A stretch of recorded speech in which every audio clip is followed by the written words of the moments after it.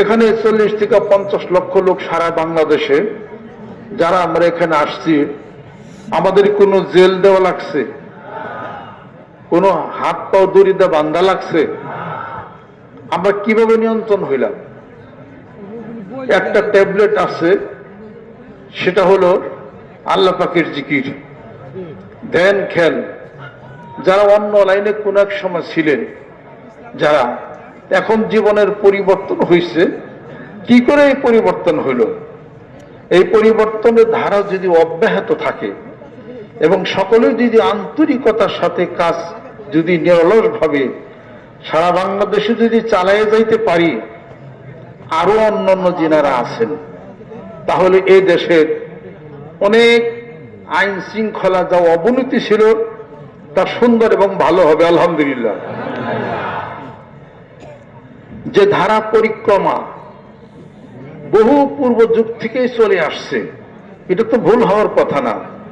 এই ধারা হলো আত্মার ধারা, এই ধারা হলো সুশৃঙ্খলার ধারা, এই ধারা হলো শুদ্ধির ধারা, এই ধারা হলো মানবতার ধারা, এই ধারা হলো রুহের ধারা, এই ধারা হলো তরিকতের, এই ধারা হলো হাকিকতের, এই ধারা হলো জানা, এই ধারা হলো মানা, এই ধারা হলো বোঝা। সুবহানাল্লাহ।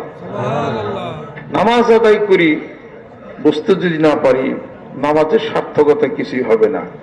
কাতারবদ্ধ হই, তার মানে এক সারিতে কাতারবদ্ধ হও, ধনী গরিব একসাথে আসো, কোনো পার্থক্য কিছুই নাই। আর অন্তরে হৃদয়ের পরিশুদ্ধতা নিয়ে মহান মাবুদের সামনে দাঁড়াও, তাহলে জীবনের অনেক সাফল্য হবে, অনেক পাওয়া, অনেক কিছু হবে। আজকে সারা পৃথিবীর বুকে অভাব কিছুরই নাই। বাংলাদেশে কি অভাব? অভাব নাকি? আমরা বলি বাংলাদেশে অভাব, আমরা বলি বাংলাদেশ গরিব, আমরা বলি তৃতীয় বিশ্ব, আমাদের কোনো দামই নাই। বাংলাদেশ যদি গরিব হবে, বাংলাদেশে বহু মানুষ 2 কোটি 3 কোটি টাকার গাড়ি তারা কিনে কেমনি করে? কথা ঠিক কিনা বলে? বাংলাদেশ যদি গরিবই হবে, সুইস ব্যাংকে 20% ছিল, এখন কেন 45% বাংলাদেশিদের টাকা বাড়লো? গরিব কোথায়?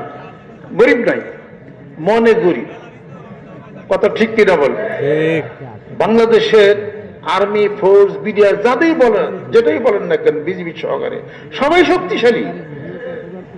বাংলাদেশের এই বাহিনীর সাথে কেউ দাঁড়াইতে পারে, আবার বিশ্বাসই নেই আমার। এটা আমরা শক্তি, সূর্য, বীর্য এবং অন্তরে, হৃদয়ে, সকল দিকে আমরা উন্নত।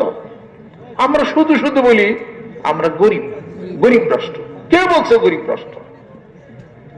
আমাদের দেশে স্বর্ণের খনি আছে, আমাদের দেশে তেলের খনি আছে, আমাদের দেশে কয়লার খনি আছে, আমাদের দেশে যে বালিদার তৈরি হয়, জিরকন, গাড়ির গ্লাস, সেগুলো আছে পদ্মা যমুনার মধ্যে, সেই বালি আছে। বালি বিক্রি করে এই দেশ 1000 বছর চলবে। তাহলে আমরা গরিব কিসের? মনের পরিবর্তন আনেন। ডগলাস লাটন বলছেন, তুমি যা হতে পারতা তার 50% হয়ে আছো, বাদ বাকি আর 50% হওয়ার জন্য তোমার মনের পরিবর্তন দরকার। মনের পরিবর্তন ঘটাইছিলেন আব্রাহাম লিঙ্কন। চীনাবাদাম বিক্রি করতে রাস্তায়, আমেরিকার প্রেসিডেন্ট কিন্তু হয়েই গেছে।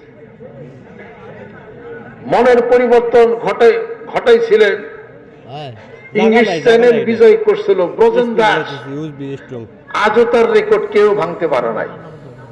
মনের পরিবর্তন ঘটেছে ঈশ্বরচন্দ্র বিদ্যাসাগর, তার পর্যন্ত কেউ যাইতে পারে নাই। মনের পরিবর্তন ঘটেছিলেন ডক্টর মোহাম্মদ শহীদুল্লাহ, 17টা ভাষার পণ্ডিত ছিলেন। সুবহানাল্লাহ। মনের পরিবর্তন ঘটাইছিলেন মরহুম মগফুর আজহার হোসেন সিদ্দিকী সাহেব রহমতুল্লাহ আলাইহি, এ দরবার শরীফের ফাউন্ডার যিনি, তিনি বলছিলেন, I gotta further even an inch, I gotta jump further even an inch. কাজ কিন্তু চলছে, যেরকম সুবহানাল্লাহ। আজকের জুমার নামাজে উদ্দেশ্য করে, জুমার দিন উদ্দেশ্য করে আল্লাহ পাক কোরআনুল কারীমের মধ্যে সেই মর্মে একটি আয়াত আল্লাহ পাক আমাদেরকে বলেছেন যখন নামাজ শেষ হয়, যা কুজিয়াতি সলাত ফান্তাশির ফিল আরদে ওয়াবতাগু মিন ফাদলিল্লাহ ওয়াযকুর, আল্লাহ পাক বলেন জুমার নামাজ যখন শেষ হয়ে যায় জমিনে নামো, কাজ করো, সুবহানাল্লাহ, আমার অনুগ্রহ তালাশ করো।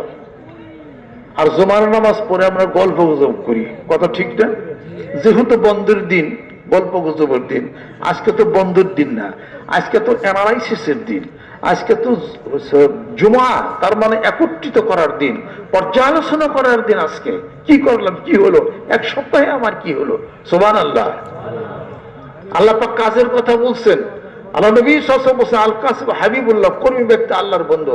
আল্লাহ বলছেন নামাজ হয়ে গেছে, জমিনে ব্যাপিয়ে পড়ো, আমার অনুগ্রহ তালাশ করো, যেরকম সুবহানাল্লাহ।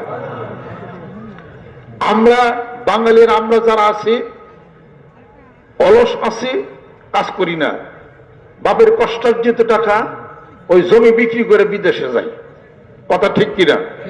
এই ছেলেটা যদি কাজ করতো আর জমি বিক্রি করা লাগতো, ঘন্টার পর ঘন্টা, দিনের পর দিন দোকানে বসে এখানে ওখানে যায়, আড্ডা দেয়, পার উপরে পার ওঠে, গল্প গুজব করে, বাপের জমি বিক্রি করে সে হলো বিদেশে যায়। কোন ধরনের কথা এগুলা? কোন জমি বিক্রি করতে হবে, বিক্রি করা লাগবে না। হাদিস শরীফ ফলো করেন আপনি, এটা কাজ শুরু করে দেন আপনি। এটা নিজের বাড়ির কাজ না থেকে অপরের বাড়ির কাজ করেন।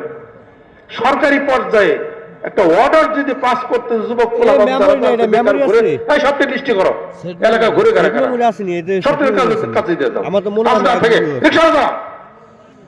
আমার যে বগুড়াতে পিএইচডি ডিগ্রি করছেন doctor Ismail Hossain, central Northern state university থেকে উনি পিএইচডি করছেন। ওখানে ওনার যে ম্যাডাম যার আন্ডারে পিএইচডি করছেন, তা আমার সে ভগ্নিপতি গেছে বাজারে, যা দেখি সেই ম্যাডাম মাছ বিক্রি করতেছে একটা দোকান। জিজ্ঞেস করছেন যে ম্যাডাম আপনি এখানে কেন? এই ইসমাইল, 2টা ঘন্টা আমার বসে থাকি, আমি একটা বিজনেস করি, এখানে একটা দোকান দিছি, আমি মাছ বিক্রি করি। আপনি পারবেন? আপনি তো ইউনিভার্সিটি টিচার, আপনার তো পারবেন না ওটা। এই শরম লজ্জা হ্যান তেন এগুলো তো খাইছে হলো বাঙালিদেরকে, এগুলো খাইছে। তারপরে বেকারত্ব সমস্যা বাড়ছে, বিভিন্ন কারণে এটা হলো হচ্ছে। কোরআন ফলো করেন, হাদিস শরীফ ফলো করেন, কেউ গরিব থাকবে না। যেরকম সুবহানাল্লাহ। কাজ হলো নিজের, কাজ হলো পরেরটা।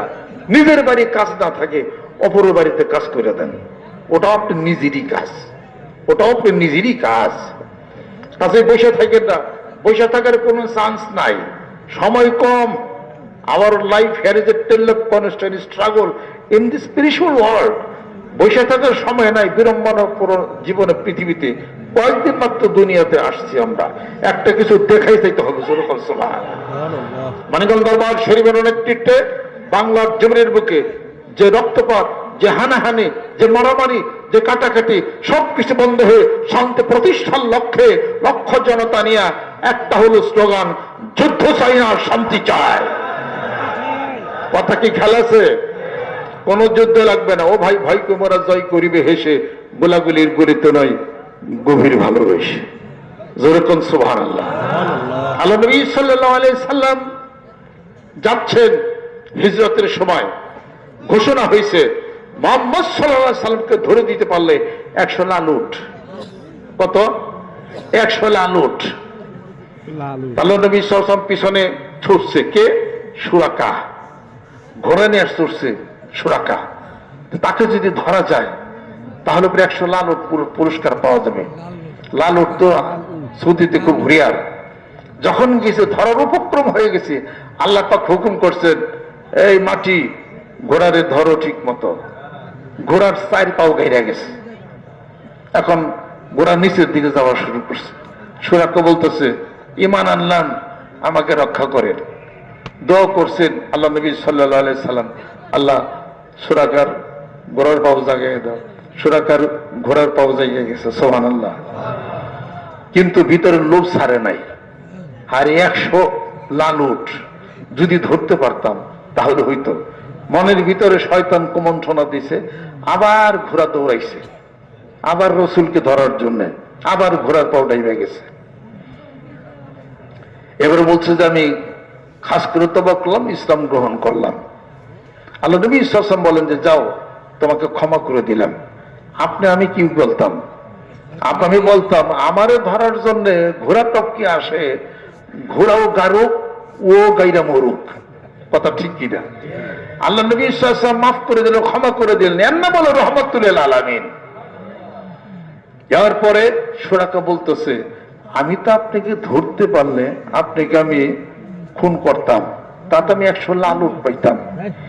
এখন যে আমি আপনাকে কিছু বললাম না, কিছু করলাম না, এই জন্য আপনি আমার কিছু দিবেন না? দেখছি এটা আবার কোন ধরনের বাজি? এখন কিছু দিবেন না? আল্লাহ নবী সাল্লাল্লাহু আলাইহি ওয়াসাল্লাম তবুও এত মহৎ, এত মহান, এত রহমতের নবী কেমনে? বলছে সুরাকা তুমি কি চাও? আমার কিছু দেন। লালুট ছেড়ে দিলাম, 100 লালুট, তাও আর জ্ঞান ফিরে না। তখন আল্লাহ নবী সাল্লাল্লাহু আলাইহি ওয়াসাল্লাম বলেন যে সুরাকা ঠিক আছে, পারস্য সম্রাটের মুকুট তোমাকে আমি দিয়ে দিলাম, আল্লাহ তোমাকে দিবে, যাও। সুরাকা বলে কি দিবেন না তাই কর, কোথায় পারস্য সম্রাট আর কোথায় বা মুকুট, কোথায় আপনি কোথায় আমি, এগুলো পাবো কেমনি করে? আল্লাহর রসুল কখনো মিথ্যা বলে না, কখনো মিথ্যা বলে না। সুরাকা চুপ হয়ে গেল। আল্লাহ নবী সাল্লাল্লাহু আলাইহি ওয়াসাল্লাম দুনিয়া থেকে বিদায় হয়ে গেলেন। বিদায় হয়ে যাওয়ার পরে হযরত ওমরের আমলে যখন পারস্য যখন মুসলমানদের হাতে যখন আসলো, বিজয় যখন হলো, গনিমতের বিশাল গনিমতের মালের ভান্ডার, সেই গনিমতের মালের মধ্যে ওমর রাদিয়াল্লাহু আনহু ছিলেন, সুরাকাও তখন জীবিত ছিলেন, সেই সুরাকাও ছিল। তারপরে সবাইকে একটা একটা সবকিছু দিতেছে, তুমি নাও, তুমি নাও, তুমি নাও। ডাক দিছে হযরত ওমর, সুরাকা এদিকে আসো। কি? আল্লাহ নবী বলছিল পারস্য সম্রাটের মুকুট, এই গনিমতের মালের মধ্যে দেখো সেই মুকুটও আছে, এই নাও তোমার মুকুট। আরে মুকুটটা হাতে ধরে চোখের পানিতে মুখটা ভিজে, আমার নবী যা বলছিলেন এত বছর আগে ঠিক তাই হয়ে গেল। এমন হলো রহমতের নবী, জোরে কল সুবহানাল্লাহ। মুকুট পায়ে হাতে পায়ে কাঁদতে কাঁদতে বেহুশ। মুকুট যিনি দিয়া গেলেন তিনি তো নাই, দুনিয়ার থেকে বিদায় হয়ে গেছে। সেই নবীর উম্মত, from the cradle to the grave, not a single drop of his life, যার জীবনের কোনো মিথ্যা নাই। আল্লাহ নবীকে ভালোবাসেন, আল্লাহকে ভয় করেন। ওয়ালাউ আন্না আহলাল কুরা আমানু ওয়াত্তাকাউ লাফাতাহনা আলাইহিম বারাকাতিন মিনাস সামাই ওয়াল আরদ। জোরে কোন সুবহানাল্লাহ। আল্লাহকে ভালোবাসো, আল্লাহকে ভয় করো, রাসূলকে ভালোবাসো, ঈমান আনো, তাহলে পরে আসমান জমিনের সমস্ত বরকত তোমাদের জন্য উন্মুক্ত করে দেব। জোরে কোন সুবহানাল্লাহ। এই বেকার মানুষগুলো যদি আল্লাহর জিকির করে, বেকার ছেলেগুলো যদি কোরআন পড়ে, কোরআন তেলাওয়াত করে, আল্লাহকে ভয় করে, রাসূলকে মহব্বত করে, কোরআনিক জীবন পরিগ্রহ করে, হাদিস শরীফ পড়ে, তার জীবনের বেকারত্ব সব চলে যাবে। জোরে কোন সুবহানাল্লাহ। যে পর্যন্ত এ দেশ আল্লাহ রাসূলের প্রতি অনুরক্ত না হবে, এই দেশের অভাব, সরকার পরিবর্তন যতই হোক, দেশের অভাব ঘুচাইতে কেউ পারবে না। এ দেশ যিনি বানাইছেন, মানুষ যিনি তৈরি করেছেন, কিভাবে তার মুক্তির সেই কথাগুলো আল্লাহ পাক কোরআনুল কারীমের মধ্যে বলে দিয়েছেন। দুঃখের বিষয়, কোরআন তেলাওয়াত করি, কোরআন মানি না, হাদিস শরীফ পড়ি, হাদিস শরীফ মানি না। প্রত্যেকটি মানব যদি আমরা দেশকে ভালোবাসি, কোরআনকে ভালোবাসি, আল্লাহকে ভালোবাসি, জিকির আজকার যদি করি, মারামারি কাটাকাটি হানাহানি সবকিছু বন্ধ হয়ে যাবে। এক মুসলমান আরেক মুসলমানের ভাই। জোরে জোরে কোন সুবহানাল্লাহ। গীবত, শিকায়েত, এই সব কিছু বন্ধ হয়ে যাক। এই দেশ হলো সোনার বাংলাদেশ। জোরে কোন সুবহানাল্লাহ। এই দেশের মানুষ হলো স্বর্ণের মানুষ। গ্রামে গঞ্জে, মাঠে ময়দানে পীর মাসের বুজুর্গানের তাদের দরবার, তাদের মসজিদ, তাদের খানকার মাধ্যমে যে লক্ষ লক্ষ মানুষকে আল্লাহ পাকের রাস্তা আনতেছেন, ঠিক মতো যদি কাজ করা যায়, অদূর ভবিষ্যতে বাংলাদেশ অনেক সুন্দর হয়ে যাবে। জোরে কোন সুবহানাল্লাহ। এই দেশের মানুষ, এই দেশ কোরআনকে মানবে, কোরআনকে ভালোবাসবে, আল্লাহকে মানবে, জিকির করবে। ঠিক তারই ধারাবাহিকতা মানিকগঞ্জ দরবার শরীফের নেতৃত্বে রুহের আত্মার জগতে সেই ট্রেনিং এর মাধ্যমে লক্ষ লক্ষ লোক আজকে আসছে, আবারও আসবে ইনশাআল্লাহ তাআলা। এই জন্য আমরা নিজেরাই কন্ট্রোল। যেরকম সুবহানাল্লাহ। এই যে লোক বসে আছে, এরা 2টা 3টা 4টা না, এমনি বসেই থাকবে। যেরকম সুবহানাল্লাহ। আমরা মারামারি কি কাটাকাটি কি বকাবাজি কি আমরা এমনি জানি ভুলে গেছি গা যেরকম সুবহানাল্লাহ। এইভাবে কাজ হইতেই থাকবে ইনশাআল্লাহ তাআলা। আল্লাহ পাক যেন কবুল করে নেন। মানিকগঞ্জ দরবার শরীফের নেতৃত্বে গ্রামে গঞ্জে মাঠে ময়দানে প্রত্যেকটা মহল্লায় কালেমা লা ইলাহা ইল্লাল্লাহ জিকির দ্বারা শান্তি প্রতিষ্ঠা করতে হবে, জিকিরের দুর্গ করে তুলতে হবে।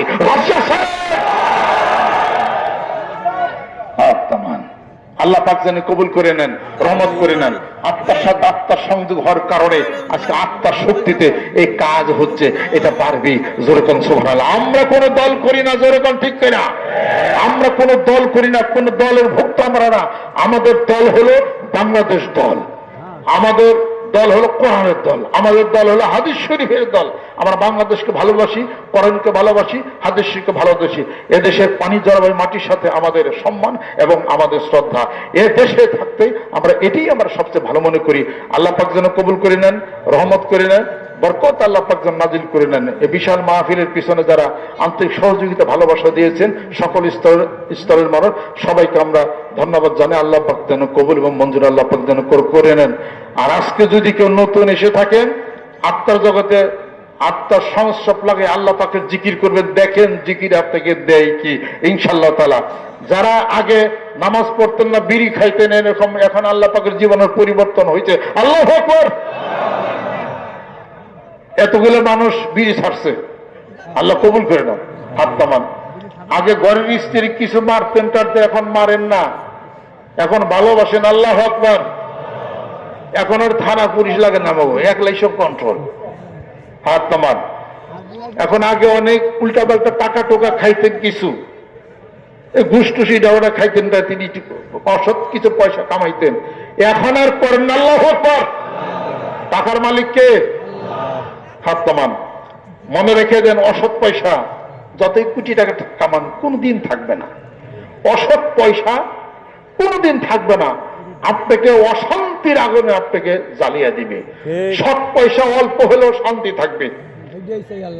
সেই কথা মনে গাইথা আল্লাহ জিকির করে, আল্লাহ যেটুক দেয় ওটুকুর মধ্যেই আপনার আবার শান্তি। যেরকম সুবহানাল্লাহ।